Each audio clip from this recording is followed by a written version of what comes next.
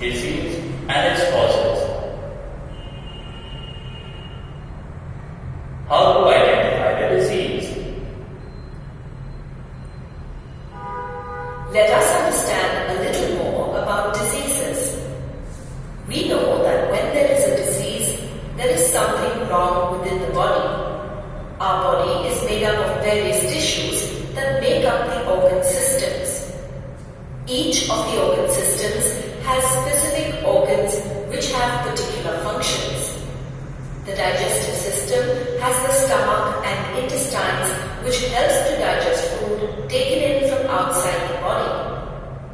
The musculoskeletal system is made up of bones and muscles that holds the body parts together and helps the body move. You know, disease means specific and definite restlessness. So, how do we know that there is a disease? When there is a disease, either the functioning or the appearance of one or more systems of the body will change for the worse. Due to this change, symptoms and signs of the disease originate. Symptoms such as not feeling well, vomiting, loose motion, etc. show that the disease has been caused. But they do not indicate what the disease is. For example, headache may be the symptom of any of the diseases such as examination stress, migraine, or common cold. Doctors diagnose the disease on the basis of signs and symptoms. These signs will give a little more definite indication of the presence of a particular disease. Nowadays, doctors will also get a laboratory test done to diagnose a particular disease. Acute and chronic disease. Different diseases have different manifestations depending on a number of factors. Duration is one of the factors that determines the type of a disease.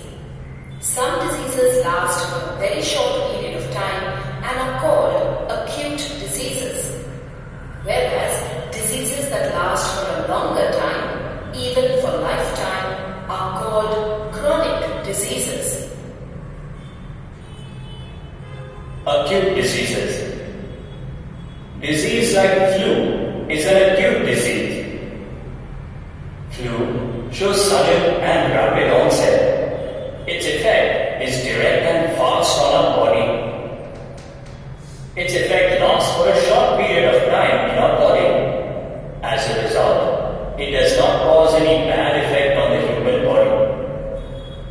Thus, a disease or disorder that has rapid onset, its effect is fast but lasts for a short period of time is called an acute disease. Other examples of acute diseases are cough, common cold, typhoid, cholera, etc. Chronic disease. A chronic disease is a disease that is long-lasting. The symptoms of such chronic disease last for months, years, or even for a lifetime. The effect of this disease on the human body is intense and remains for a long period of time. For example, elephantiasis, tuberculosis, diabetes, cancer, and arthritis. Chronic diseases and poor health. Acute and chronic diseases have different effects on our health. For instance, an acute disease shows rapid onset and shows mild effect on our health, whereas the effect of chronic diseases is intense and stays for a long period of time on our body. For example, if we think about common cold, which occurs often, we all get well within 1 week and it will not leave any bad effect on our body. We do not lose our weight at a long period of time. We do not face difficulty in breathing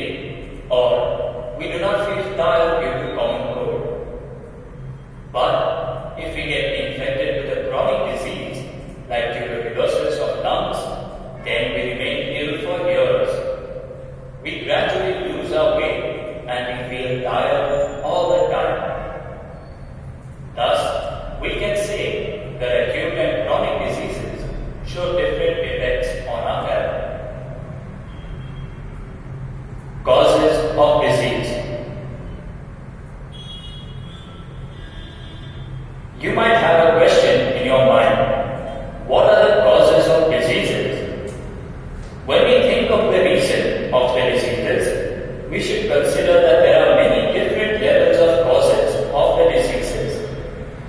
For example, when a child is suffering from intense loose motion, then the main cause of this disease would be the infection with a virus. Now, a question may arise: where did the virus come from? Suppose we find that the virus came from the unclean drinking water. But the unclean water is drunk by many children. Then, why is it that one child developed loose motions while the others did not? One reason for this may be that the health of the child is not good.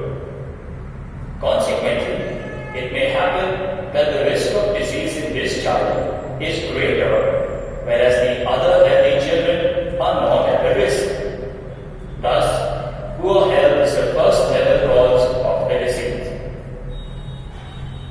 Now the question may arise: why this child suffering from loose motion is not healthy? Perhaps this child is not well nourished, so lack of good nourishment becomes a second level cause of the disease. What is the reason that the child is not getting clean drinking water? There is a possibility of lack of proper public services in the area where this child lives. So, lack of proper public services becomes the third level cause of the disease.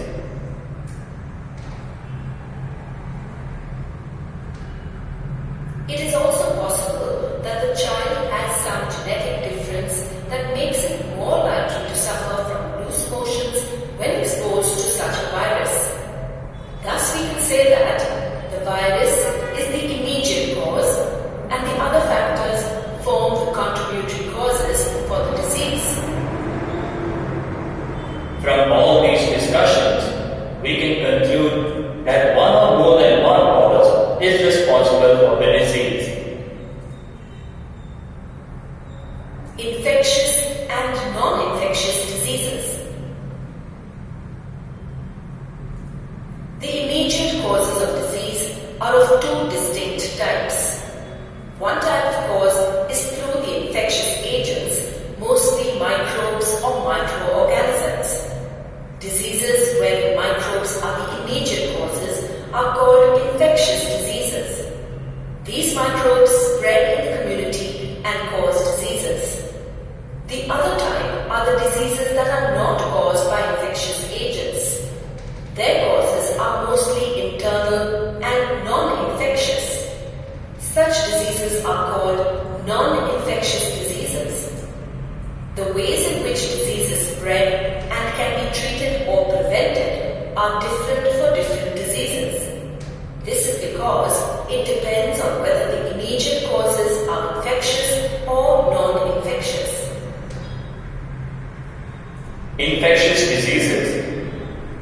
Certain pathogens or disease-causing organisms like virus, bacteria, fungi, protozoa, worms, and nematodes, etc., cause infectious diseases. Such disease-causing organisms are easily carried from one person to the other by some factors like air, water, food, physical contact, and some other carriers. Thus, infectious diseases are spread from a diseased person to a healthy one. Non-infectious diseases. The disease that does not spread from the diseased person to the healthy one by a causative agent is called a non-infectious disease. For example, diseases like cancer, high blood pressure, injury, and physical damage. Now, consider a disease like high blood pressure can be caused by excessive weight and lack of exercise.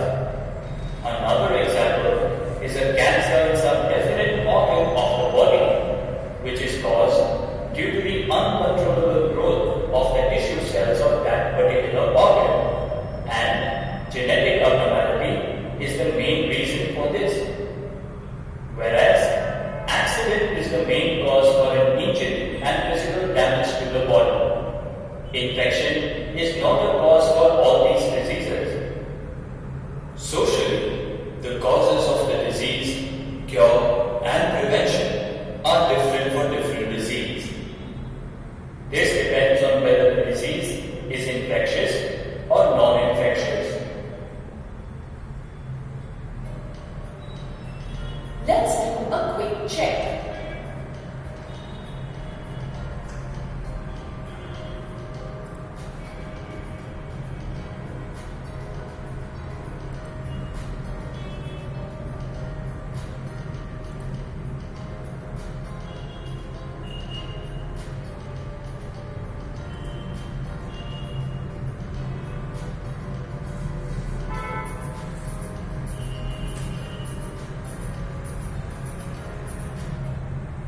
Infectious diseases. The diseases caused by coming in contact with infectious agents are called infectious diseases. Now, let us study in detail about organisms responsible for infectious diseases, their spreading, and how they enter into our body. Infectious agents. The organisms responsible for causing diseases are present in large numbers in our surrounding. They are classified into various types because of their vast diversity. For example, virus, bacteria, fungi, unicellular protozoa, etc. Besides this, some multicellular organisms are also responsible for causing diseases. For example, various types of worms, diseases like common cold, flu, dengue, and AIDS, etc. are caused by virus, whereas diseases like typhoid, cholera, TB, and anthrax are caused by bacteria. Some skin infections are caused by different types of fungi. Besides this, malaria is a disease caused by protozoa. Another disease caused by protozoans is Kala Azar. Intestinal worm infections and elephantiasis are caused by different species of worms.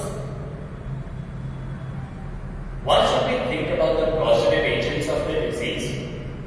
The information about the infectious agent is very useful to decide the treatment for that disease. Many varieties are found in bacteria and virus. Members of the group bacteria have many biological characteristics in common. Similarly, members of the group viruses also have many biological characteristics in common. All viruses are dependent on the host cells to multiply, while bacteria can multiply independently. Viruses, bacteria, and fungi multiply very quickly in comparison with worms that multiply slowly. Taxonomically, all bacteria are closely related to each other but not with viruses. Similarly, all viruses are taxonomically related to each other but not with bacteria. This means that many important life processes are similar in the bacteria but are not shared with the viruses. As a result, medicines that block one of the life processes in one member of a group of bacteria is likely to be effective against many other bacteria of the same group. But the same medicine will not work against pathogens belonging to a different group like viruses. Many bacteria form a cell wall for their protection. Antibiotic penicillin obstructs bacteria in constructing the cell wall. Consequently, the growing bacteria become unable to form cell wall and die easily. As you know, that human cells are devoid of cell wall.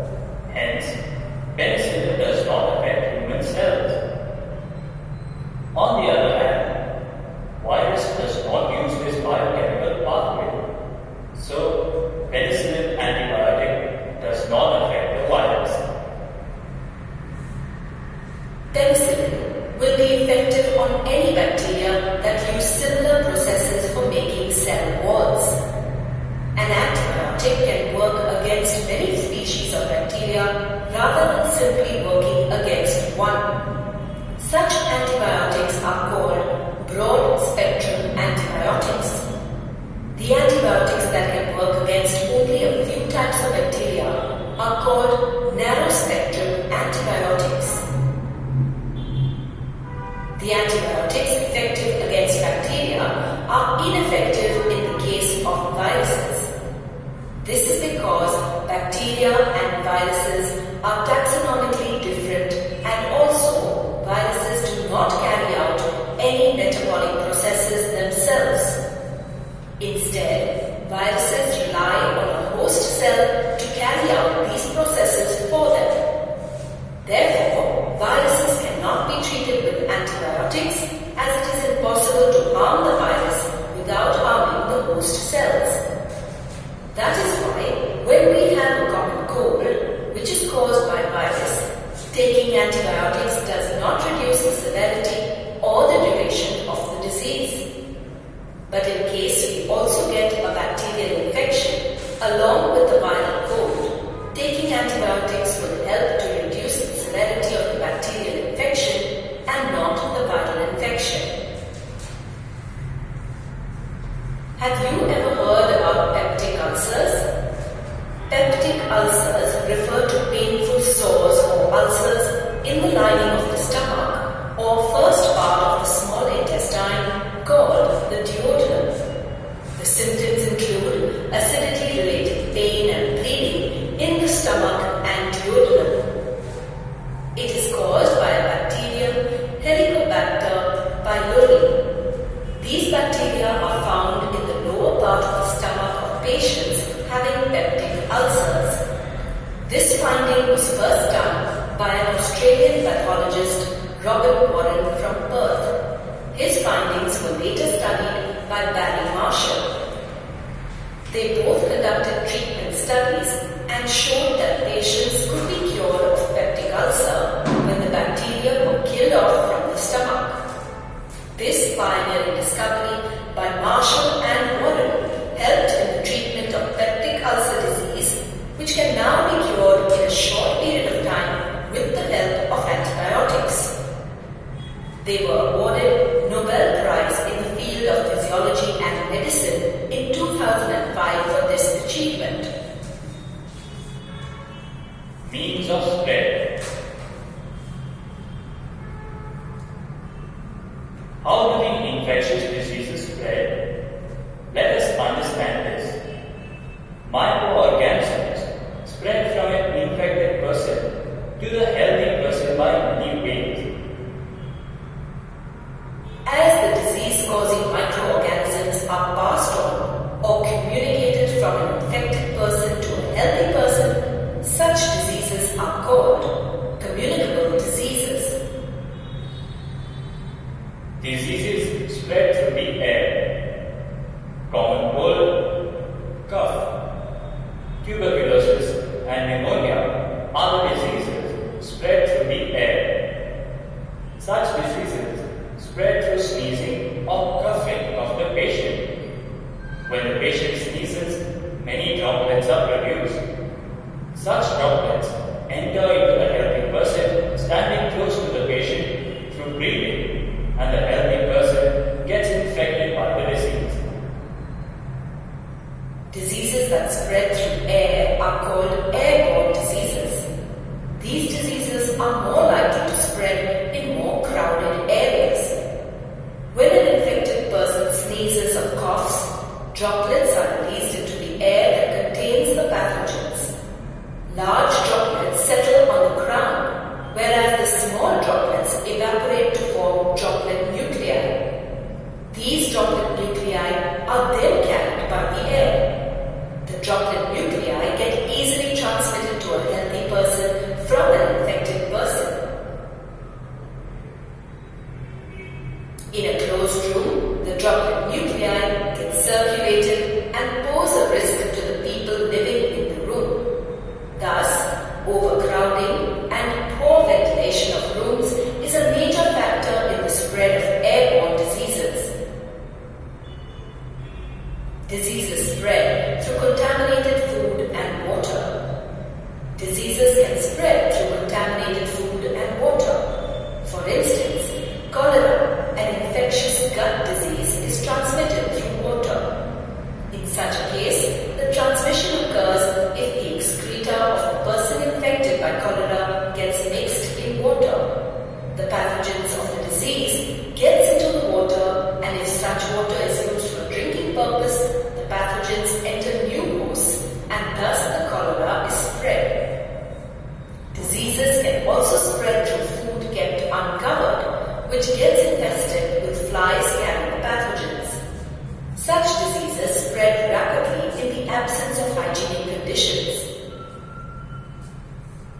Diseases spread through contact.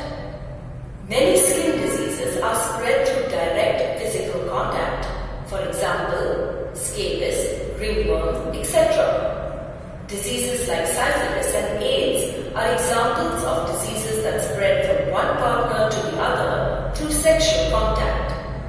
But always remember that a disease like AIDS does not spread by casual physical contact such as shaking hands, hugging, or sports like wrestling or any other way. AIDS is also transmitted through body fluids such as blood, where the blood of an infected person is used for blood transfusion. Sharing of syringes in drug addicts also lead to the spread of the disease from an infected person to a healthy person. It also gets transmitted from an infected mother to a baby during pregnancy and breastfeeding. Diseases also spread through indirect contact when the materials used by an infected person are used by a healthy person without proper disinfection. Such diseases are known as vomit-borne diseases. Diseases spread through vectors. Some diseases are transmitted through vectors such as insects and animals. These carry pathogens from an infected person to another potential host. The insects or animals are thus the intermediate agents and are called vectors. The most common vectors are the mosquitoes. In many species of mosquitoes, the females need highly nutritious food in the form of blood in order to be able to lay mature eggs. These female mosquitoes feed on many warm-blooded animals, including human beings. In this way, they can transfer diseases from one person to another. Malaria and dengue are examples of diseases transmitted by mosquito bites. In malaria, the female Anopheles mosquito that suck blood from an infected person carry the pathogen, and when it bites another person, the pathogen is transferred to the new host. Thus, the disease is spread. Rabies, a viral disease, is transmitted through the bite